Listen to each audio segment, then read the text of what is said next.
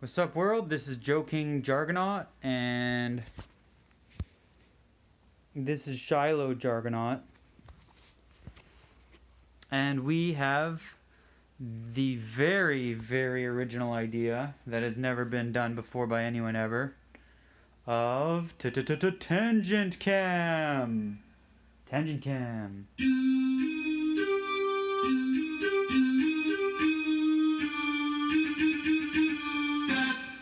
Tangent Cam.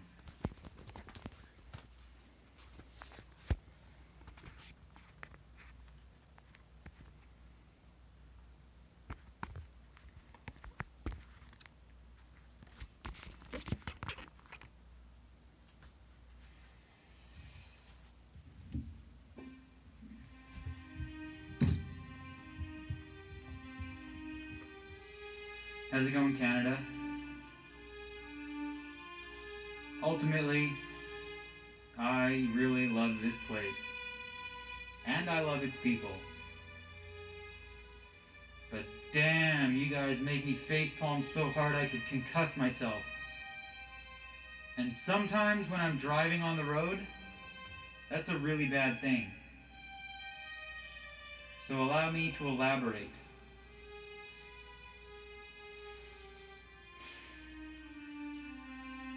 See, I'm what you may call a competent driver. Now, I know people like me are few and far between these days, but I have, as a competent driver, I feel like I have a little bit of weight that I can leverage around and judgment I can bestow. So, let's get started. Are you driving in the left lane? Yeah, I like it too. That one that you get to go just a little bit faster than everyone else. Speed up. Yeah, you. Speed up. It's the fast lane. It's called the fast lane for a reason. No, I'm not suggesting you go 400 kilometers down the road per hour. But speed up. The posted speed limit is a little too slow. You're driving in the left lane. Good. You need to get somewhere quick. Good. Is the person in the right lane driving the exact same speed as you?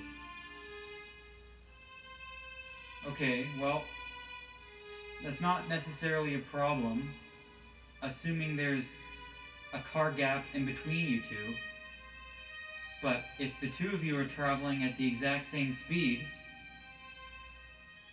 and you're going right beside each other, effectively making a wall, that's a problem. That's where we have a problem. Make sure when you're driving beside someone that you're going at least a car gap away from them. That way people have a chance to get around you guys.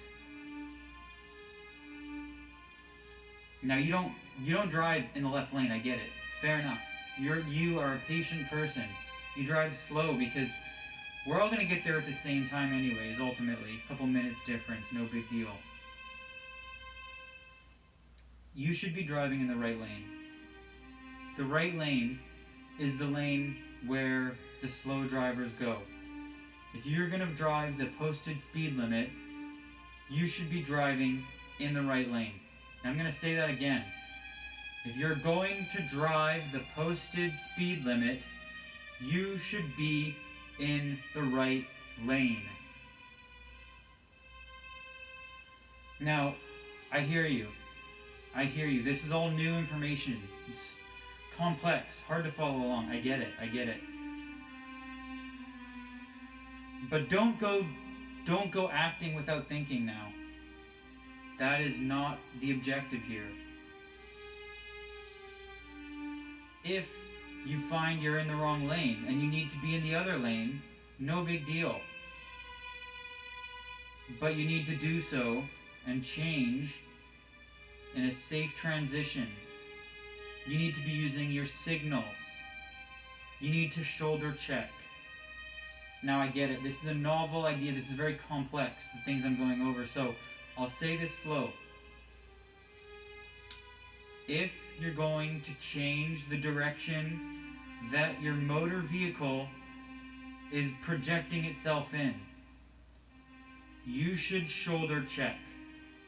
You do not have all of the viewpoints that you've got covered just with your mirrors.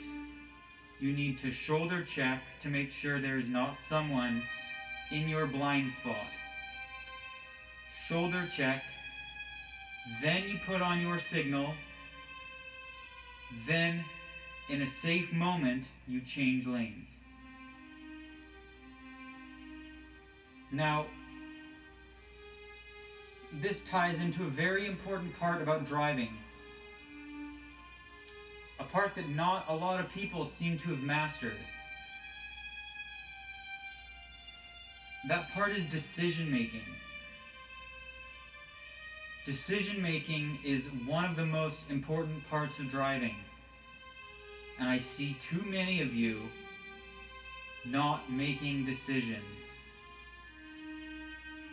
If you don't know where you're planning on driving, pull your car to the side of the road and find out where you're going before getting on the road. Too often, I'm driving around and seeing people that think they're going to change lanes and then they swerve back in because they realize, no, this is not the right call. Stop being that person. That person makes us all angry. Now, this one is specifically for the big truck drivers. See, I live in the city, and I know you guys feel like you own the road. Your job is to drive. What car could compete with that? You would flatten us in 1 second. So, no one is trying to compare dicks here. You are being paid to be on the road. We are trying to get home. Take the right lane if you're a truck driver, especially if you're in the city. Take the right lane. You don't need to be going fast anyways. We all know how hard it is for you guys to stop when you're ripping down the road. So, please, in cities, always be taking the right lane if you're a semi-truck. Now, on the topic of trucks, let's take it down a size. Do you drive a pickup truck? Cool. Yeah, I work in physical jobs too. I get it. You need to be able to lug tools, blah, blah, blah. Go camping, take it up mountain roads, etc. Do you drive in a truck, rip down the road, and change lanes without signaling? You're the worst kind of person. You should have your license revoked. I feel like it's an arrogance is what it is. A lot of the flatbed, big rig truck drivers who not actually driving semi-trucks, but they like to think that their truck is a direct correlation to their junk size. You guys are so cringy, I can't even put it into words. Stop. Just stop. Please. For yourself. Because we just laugh at you. And it just proves that you have a lot to compensate for. Now, we've covered shoulder checking. We've covered decision making. We've covered truck drivers. What's he going to talk about next? Next, we're talking about turning. Now, I know. These are very simple topics. I shouldn't have to be saying this, I agree. But like I said, the amount of face palms while I'm driving on the road, I feel like I could concuss myself. So we're covering every bit here. If you're planning on turning right, good. We all have to turn right sometimes. If you're turning right, you'll notice that there's multiple lanes on most of the lots of the roads you'll be turning right on. The only acceptable lane for you to turn right into is the right lane. Are you turning right and somehow bypassing the right lane into the left lane or the center lane? You're doing it wrong. Yes, maybe it has worked out for the last 5 or 10 years without you getting into an accident. That does not mean that will remain the case. Stop. Just stop. Now, are you turning left? Yes, we all need to turn left sometimes, of course. Are you turning left on a main road? Nothing wrong with that. Are you turning left on a main road during rush hour? Okay, that can get a little hairy, but only if you do it like an idiot. Plan your route in advance. If you're turning left on a main road during rush hour, make sure that you're turning left at a light that's got a left-hand turn signal. It's very important. Even if it takes you an extra 30 seconds to backtrack towards your place, or to get to the next light, or the light prior to, and turn there instead. Turn left on a left-hand lane with a signal during rush hour on main arteries. Yes, super complicated information, I know. Just try to follow along and the world will hate you less. Promise. Now, the last part of this is probably what's most near and dear to my heart out of anything.